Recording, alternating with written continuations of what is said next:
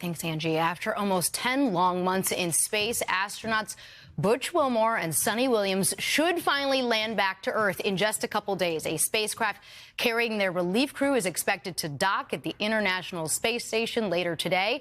NBC's Marissa Parra is at the Kennedy Space Center. She's been following this story since the very beginning. Marissa, to say it's been a long time coming seems like sort of an understatement. Exactly. And you know what? For all of us, we have all been here since day one. But, you know, last night was such a fun one for so many of us. And conditions could not have been better for Crew 10 to head up to the International Space Station between the blue skies, no technical issues. It was a beautiful launch in every way here at the Kennedy Space Center. With Crew 10, we're talking about 2 NASA astronauts, 1 Japanese astronaut, and a Russian cosmonaut. We're now talking about they are midway through their 28-hour journey up.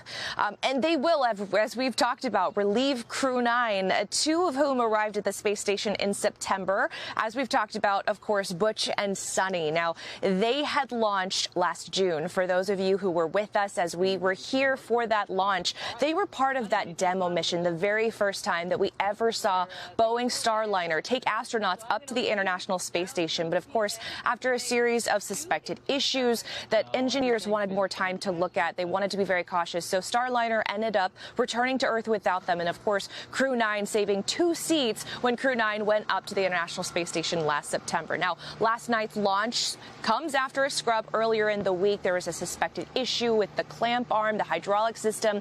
They needed to flush out a pocket of air. But guys, this is an exciting time in every way for space. When we talk about this, of course, not just looking ahead to Crew 10 docking at the International Space Station, but the future of Boeing Starliner, and then eventually, hopefully, bringing humans back to the moon in just a couple of years, guys. All right, we know their families are anxious to see them soon. Marissa, appreciate it. Thank you. Hey, thanks for watching. And don't forget, you can catch the Today Show every morning on NBC or take Today when you're on the go. Just follow the Today podcast on Apple Podcasts, Spotify, or wherever you listen.